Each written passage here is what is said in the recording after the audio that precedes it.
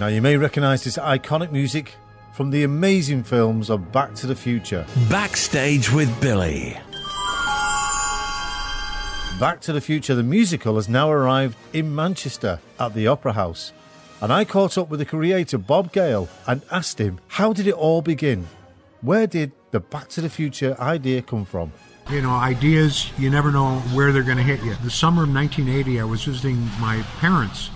For whatever reason, I was digging around for something in the basement, and I found my father's high school yearbook, something I'd never seen before. He was the president of his graduating class. I had no idea. And I'm thinking about the president of my graduating class, and he was somebody I would have nothing to do with. He was one of these rah-rah, school spirit guys, totally not what I was. And so as I'm looking at this picture of my dad, I'm thinking, if I went to high school, my dad, would I have been friends with him? And boom, that's where the proverbial bolt of lightning hit me in the head. I said, that's a movie. That's the time travel story Bob Zemeckis and I have been looking for. A kid ends up back in time and ends up in high school with his father. And then when I came back to California, I told Zemeckis this idea, and he got real excited. And he said, yeah, and what if mom went to the same high school, and all the things that she said she never did, she did. And we just got cooking on it, and that's how it got started. Now, Bob, what we're looking forward to from the transition from screen to the musical?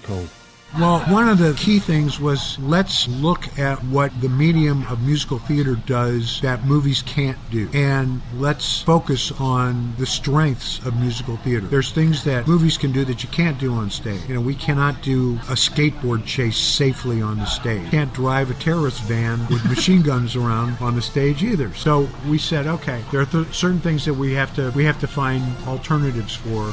So, Bob, what is your favourite song so far from the Back to the Future musical? King Lear got in trouble when he had to decide which of his kids was his favorite, right? So I love all these songs for various different reasons. I'm absolutely blown away by how good some of these songs are, and I think that people might actually be able to hum some of these songs when they walk out of the show, which is a rarity. All right. I can keep on fluxing in a new kind of reduction, cause it works, it works, it works! I found what I was searching for, it's called the flux capacitor. This is breakthrough scientific first, because it works! But you gotta start somewhere, you gotta start somewhere, you gotta get going or you're never gonna go. The power of love is a curious thing. Make a one man weep, make another man sing. Change your hawk to a little white dove. More than a feeling, that's the power of love.